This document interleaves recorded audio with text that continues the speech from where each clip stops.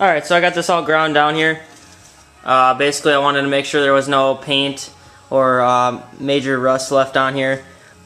The key for Bondo is you're supposed to grind all the way down to bare metal and then apply the Bondo to the bare metal. There is some people that primer first, but I like doing it over bare metal because the way this works, or the way Bondo works, is there's a chemical reaction between the filler and the hardener. Once you mix it up, there's a chemical reaction. That chemical reaction creates heat, and then it also reacts with the steel. So if you see these all the little scratches in here, the Bondo actually goes into those scratches and gives you a stronger hold to your steel. So make sure when you're Bondoing that you have bare steel, it's clean. Some people actually use wax and grease remover, but I don't use that. I think it's just overkill. The chemical reaction with Bondo is really strong, especially if you use good quality stuff. This metal work here is looking pretty nice.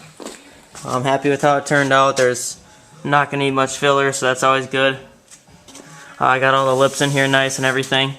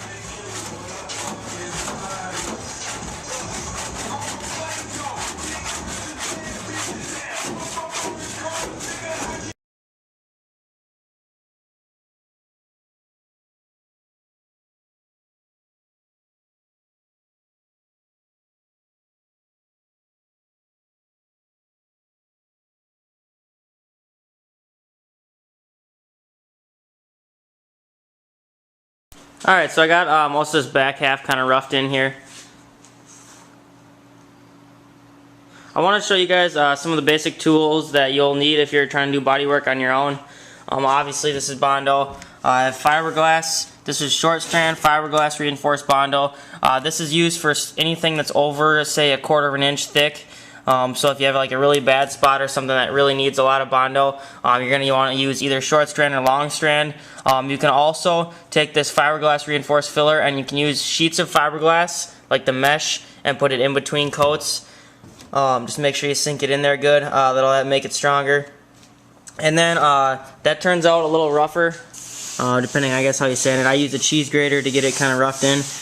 So basically I am going to rough it in with this fiberglass stuff that I have on here now, and then I do the last just skim coat with the regular lightweight filler, regular body filler, Bondo, whatever you want to call it.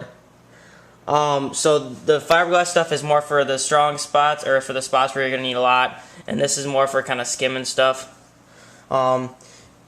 Here's basically scrapers, obviously basic Bondo scrapers. Here's just a mixing palette, whatever. It doesn't really matter what it is. Just make sure it's not cardboard, anything plastic, glass, aluminum, steel, stainless, whatever.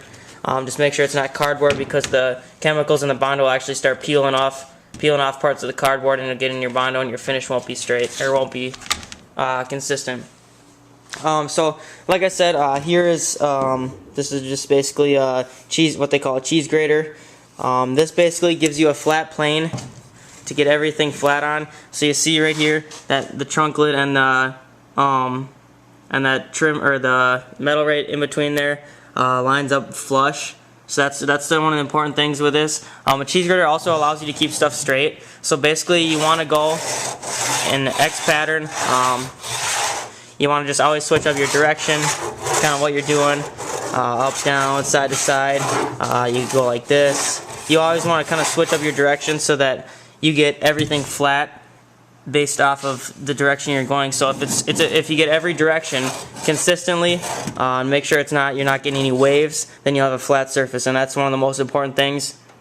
Another thing with this cheese grater, make sure that you, as soon as you apply the Bondo, wait about 5 minutes, and then you can feel, if you feel like the Bondo is not getting super sticky, you can start cheese in the cheese grater, and it comes off really nice. If you wait too long, it's harder to do, but if you do it too soon, then it just peels up the Bondo. So there's kind of that sweet spot in there. Then also, these are called Durablocks. Basically, I ordered this 7-piece kit off of eBay, made by Air Force Professional or whatever the hell. 7-piece Durablock kit. Basically, it comes with all of these different blocks. They're like a foam rubber kind of sanding block. They're really lightweight, really nice. They have different shapes, different lengths. These are the basics that I have right here. So we got this little thin one here, which you can like kind of curve. We got this round one here, which is good for getting in edges like this. And again, you want to make sure that you go to a bunch of different angles. These corners right here are pretty difficult. But just take your time on it, it'll turn out nice. Here's a small one. Obviously, the longer the better. The longer ones will give you a flatter surface for a greater, you know what I mean. Basically, here is a couple different types of sandpaper here. We got the roll kind here. This doesn't have a sticky back, so it's made for something like some kind of sanding block, almost like this. It's got the clamps on this one side, so you just cut it to your size and then put it on there. And here's another kind of Bondo, or Duraglass fiberglass filler. Really, all Bondo is, I mean, of course the professionals aren't going to say this, but in most cases, Bondo is Bondo, or body filler is body filler. It doesn't really matter what you use as far as brand. I got this from Fleet Farm for like 20 bucks. That can that I showed you over there was like $45 from the industrial paint place. This 3M lightweight stuff, which is not fiberglass, is like $17. It really doesn't matter what you get, in my opinion, but that really varies based on who you talk to. So these two sandpapers here, these are actually sticky back. So you peel off this sheet here, and they actually stick to your Durablocks or whatever. This is 80 grit and this is 36. Start with 36 grit, and then you kind of get it roughed in after the cheese grater, and then you kind of work your way up to 80, and then 100 or 120 or 150 or whatever. These are also used to foam blocks. It kind of depends. These are nice for small little spots. They got sandpaper built right in, so that's kind of neat. And also, here's a cheese grater. This cheese grater is actually curved. I don't know if you can tell. I just bought this today, but that's good for corners like this also, like these curved edges, because obviously the flat cheese grater isn't going to do anything. So this is really nice for in here. You can pick these up at Menards. They're like $4, so that's nice. Hammer and dolly, obviously you want to make sure your metal's straight before you actually start working on it, working on the Bondo. And then here's another thing. These are DAs, or mud hogs, as some people call them. They have all different sizes. This is a 4-inch. This is a 4-inch. Basically, they're variable speed. You can adjust the speed based on the little levers and stuff that are on here. See, this one's got a lever down here. And these are used kind of to feather out the Bondo lines. So if you look in here, if you look right here, this transition here, you always want to feather out these transitions smooth. That's one of the hardest things to do if you don't have something like a DA or a mud hog. So you want to feather it out. You start out, and then you just slow the speed down until it's really smooth. It's kind of just a thing that you got to practice. Take your time, block it out, get all different directions involved in your sanding pattern, every single different direction. If you look here, all my scratches, I got tons of different directions. And also the first coat, it doesn't really matter really how smooth it is per se. You want it to be straight. So you see all these scrapes and crap in here. It really looks like garbage right now. But see, the thing is, it's flat, and that's what I care about. It's smooth, or it's straight, and that's the important thing with the first coat. The next coats after this, the skim coats, are what you use to get rid of these scratches. And then any type of porosity that is in after your skim coat, or any flaws in your Bondo or anything, you want to fill with glazing putty. So they sell glazing putty. This is hardener, but it kind of comes in a tube like this. Usually it's bigger than this, but it's really like a light, fluffy Bondo. It's used just to fill in little holes. It's really easy to work with, so that's nice. So just do your research, take your time, figure out kind of what you need based on what you have.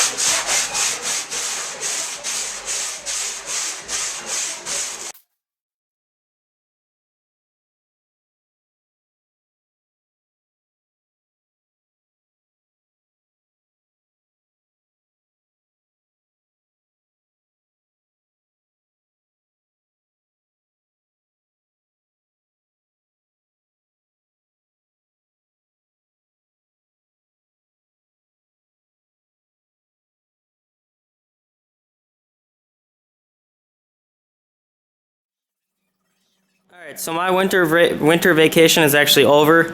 I'm going back to college tomorrow. I was able to work on this. I got about 40 hours into the body work here. I got basically the Bondo kind of roughed in on this back half back here. Did a lot of work as far as pounding out all the metal smooth on this, as smooth as I could get it, so that's not taking as much filler. It's turned out pretty good. Obviously, body work takes forever. If you're a perfectionist, it really sucks because you want it to be absolutely perfect.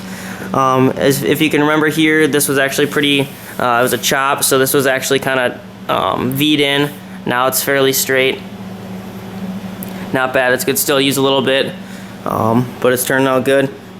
Got this gas door in here, smoothed in. This is basically a square box that we had, and then I just kind of pounded it and made it as smooth as I could get it, kind of deal. Trunk lid, as you guys have probably seen, it was super warped before. You can check that out in my other videos how I fixed that, but I got the edges of that pretty well lined up here.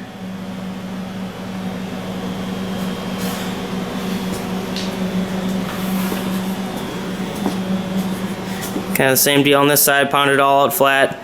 Got the first little skim coat of Bondo on there. I'm gonna hit that with the sander pretty soon. Same with up here, it needs a little bit. As you can see, I actually circled where I need to apply a little bit more next coat.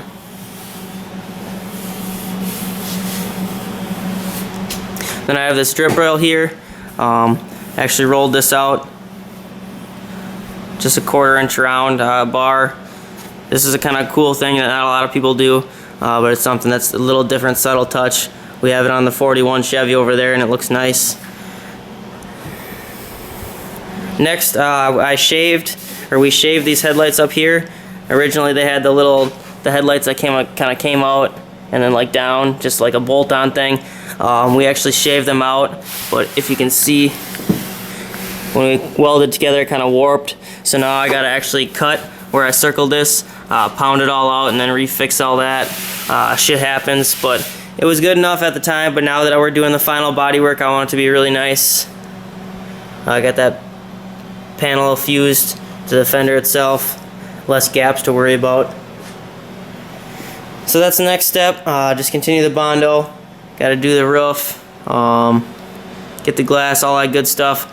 A lot more work left, but making progress, and I'm happy with how it's turning out. Thanks for watching, and feel free to please subscribe. Check out my channel. I'll be posting lots more videos of this car as I go. And again, thanks for watching. Have a nice day, everybody.